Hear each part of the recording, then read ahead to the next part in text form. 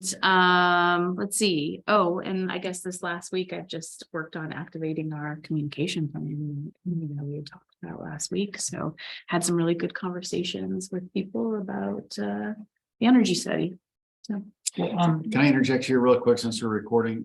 The internet went down. We did not take any action during this time. We suspended the meeting during this time. We started again before the recording started and went live, but all we are doing is commissioners' reports, which are summarizing the anticipated meetings coming up without any real substance. Which will also be reflected in the minutes. And which are going to be reflected in the minutes. Thank you, will be posted online. Hey, and really quickly, it thinks that the other meeting is still open. So like people trying to click on the link on the website or trying to get back on the actual commission meeting, it won't let them. The reason why I know that is because I always get on as a guest with my personal phone to see if everything's going okay. And it says that the host has another meeting going on. So basically the other meeting is in limbo and won't allow the link that's posted on our website to allow people into this meeting here, if that makes sense. Understood. But right now, this one's being recorded, so we can post this onto the website after the fact to let people know what happened, if that makes sense. And will there be 2 recordings on the website or 1? It'll be 2 recordings, the one that went up until our internet crashed, and then this one moving forward. And you'll inform people of that on the website. Yeah. So, okay. Thanks, Mike. I just had one other thing, speaking of communication plans. I think when I first started in January, we had talked about like a media plan, like a social, and it sounds like there was some items that were being discussed kind of. Ann has circulated a copy. I've given some review and feedback, and I think Chris and Ann are just going to sit down, 3 of us, and go through it and then bring it back. Okay, great. Do we know around when that would Probably happen? early April, after Chris gets back. Okay, thank you. Did you attend the Watershed Management Board meeting? I didn't. Okay. I was curious because I wanted to update on that. Could we ask, did Steve attend? Do you have an update from the Watershed Management Board meeting? The watershed.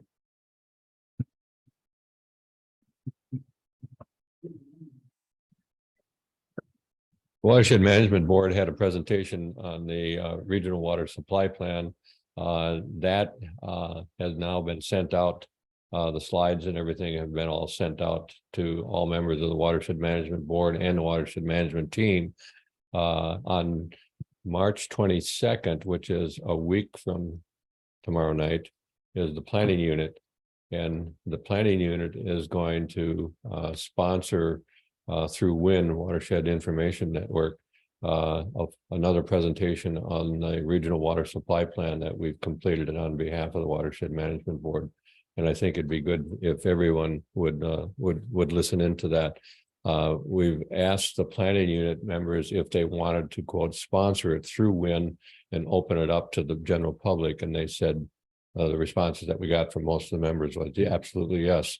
So just this morning, I just got the flyer that Becky Peterson has developed being sent out to the general public as well as members of the planning unit and the Watershed Management Board and all local officials, inviting them to attend that on a week from tomorrow night. It'd be good to join in. So could you give me the date for that? It's the 22nd. It's a week from tomorrow night, 6 o'clock to 8 o'clock. And Andy Dunn from RH2 Engineering, who did the phase 2 of the regional water supply plan, will be making a presentation. Thank you. One of the things I reviewed the current status of the strategies for the 5-year work plan. And under those strategies, one of the things that I wanted to, I asked Becky Peterson, how water use efficiencies captured in the strategies. And so I believe that we need to do a little bit more in terms of capturing it based on my review. What do you think of that? And what's being thought about in terms of incorporating water use efficiency in the 5-year plan?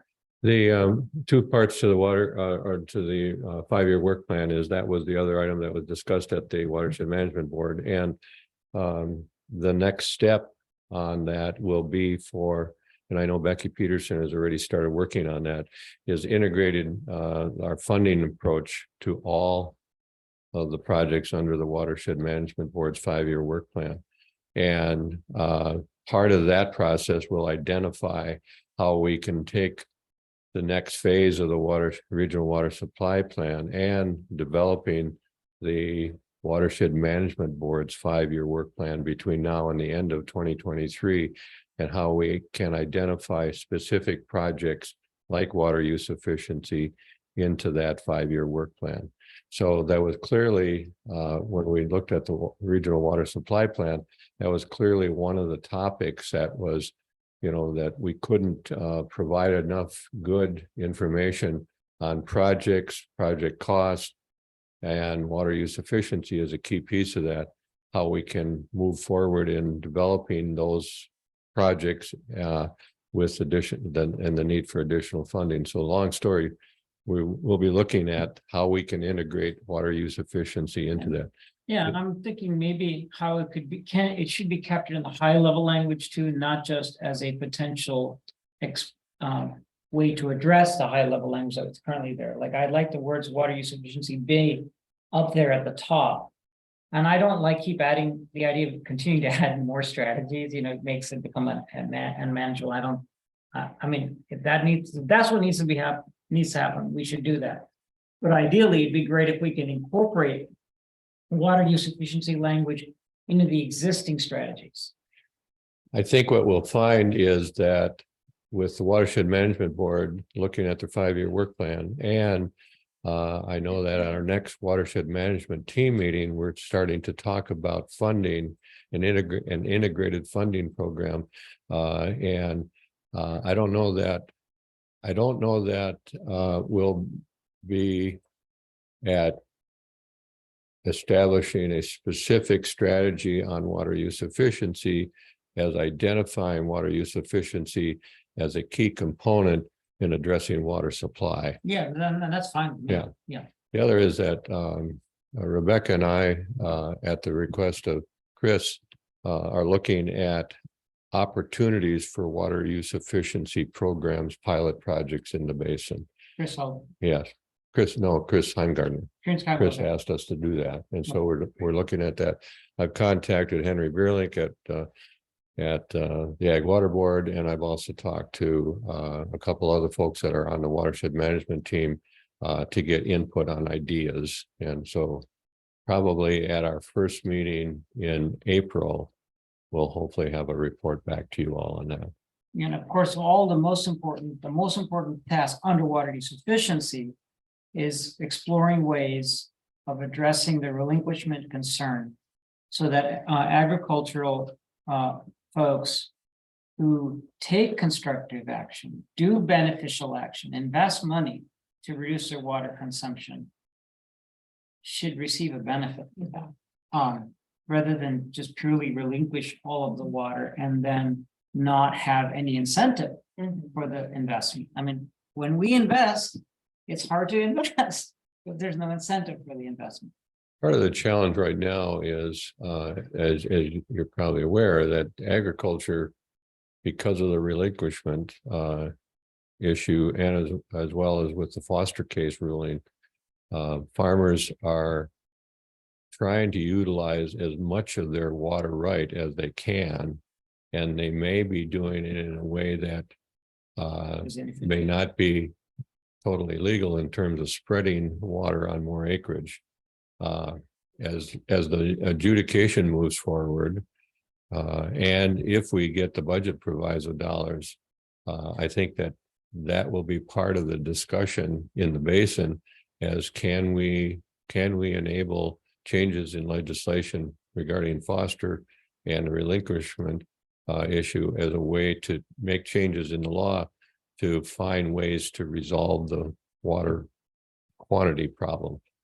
And but that's a longer term process here, and we're continuing to work with the Watershed Management Board on moving ahead on projects such as water use efficiency in the meantime. So we're trying to run parallel work efforts. Thank you. Really quickly for the pause. I think I figured out what's going on with the other Zoom meeting. I have both Zoom meetings in my email for this week as well as the 28th. And I think what I did was I started the 28th one. So what I would like to do is end this one really quick and start the 14th meeting really quick. It should only take about 30 seconds. Does that make Okay. sense? Yes, please go ahead. In that way, if anybody wants to try to get back on, they should be able to get back on. Where this one, nobody can get on because they have no clue. We'll be right back.